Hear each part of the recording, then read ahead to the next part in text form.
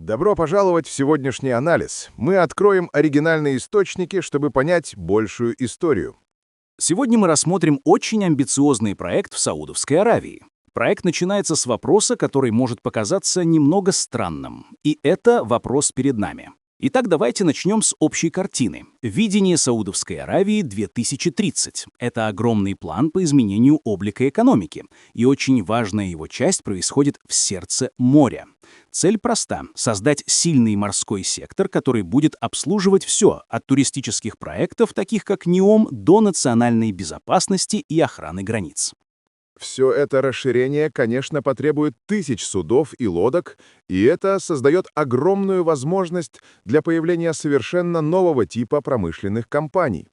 И здесь на сцену выходит компания под названием AAG. У этой компании есть, честно говоря, гениальный и очень смелый ответ на предыдущий вопрос. Их подход называется «инженерия выживания» или «survival engineering». Философия здесь проста и глубока одновременно. Как создать передовые технологии из вещей, которые другие люди считают уже металлоломом? И этот процесс проходит в 3 этапа. Во-первых, спасение ресурсов. Что это значит? Они собирают металлолом и компоненты из портов и даже с затонувших кораблей. Во-вторых, инновации с малым. Они используют любые доступные местные материалы для решения проблем. И в-третьих, что самое важное, местное производство, чтобы уменьшить зависимость от дорогого импорта. Чтобы понять разницу, посмотрите на это сравнение. Традиционная модель промышленности требует много денег, зависит от импорта и производит много отходов. Но инженерия выживания делает все наоборот. Низкая стоимость, опора на местные ресурсы и инновационные решения, то есть экономика замкнутого круга.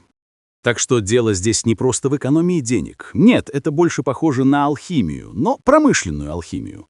Представьте, они превращают обломки затонувших кораблей в основу для строительства нового морского будущего с нуля. Хорошо. Как все это будет реализовано на практике? Вот тут-то и начинается самое удивительное. Они смешивают 2 совершенно разных мира. Посмотрите на их набор инструментов. Это уникальная смесь. У них есть команда опытных инженеров советской школы, известной своей надежностью и практическими решениями.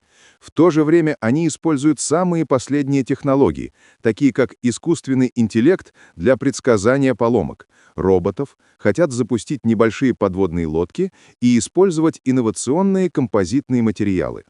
И, возможно, лучший пример этой смеси — их план по использованию базальта, которого очень много в королевстве Саудовской Аравии.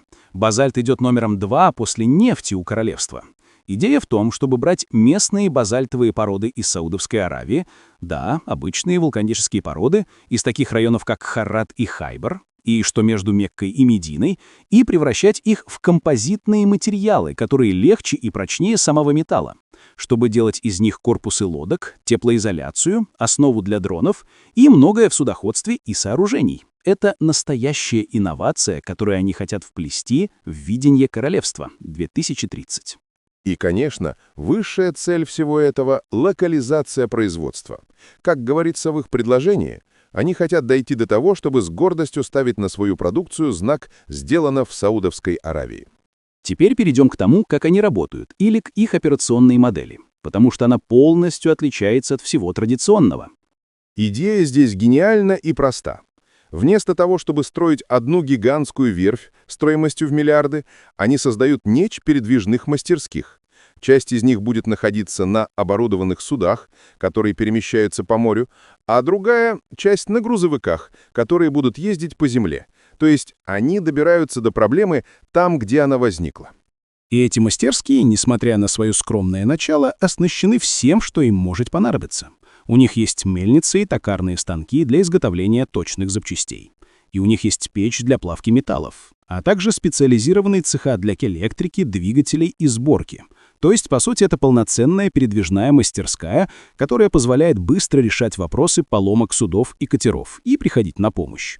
Своего рода это скорая помощь для лодок и катеров. И это оборудование позволяет им мечтать о большем. Мы говорим о сумасшедших проектах, как создание очень быстрой машины-амфибии, что-то вроде водного Ламборджини, и все это из переработанных материалов. Они также планируют вернуть к жизни классические русские катера «Волга» на подводных крыльях, известные для использования в элитном туризме. Хорошо, все это замечательно, но как эта смелая идея служит большим целям ведения 2030? Их дорожная карта демонстрирует эти амбиции. В 2025 году они начнут с передвижных мастерских, чтобы получать свои первые контракты и клиентов. В 2026 году план расширится до более крупной площадки в порту и привлечь крупные инвестиции. А к 2027 году цель начать экспортировать свою продукцию по всему миру и участвовать в международных выставках под брендом «Сделано в Саудии». То есть очень быстрая трансформация.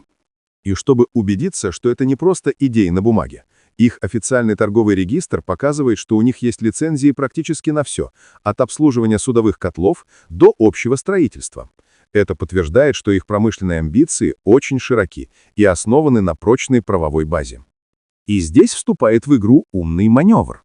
Вся их стратегия вращается вокруг того, чтобы связать себя с частными и государственными органами.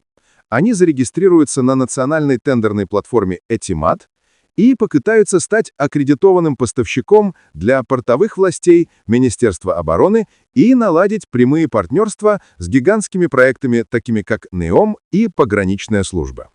То есть, по сути, они делают ставку на то, что их идея — это то решение, которое ищет государство. Их цель — быть полезным королевству и заботиться об окружающей среде, а также гармонично вписываться в проект Vision 2030.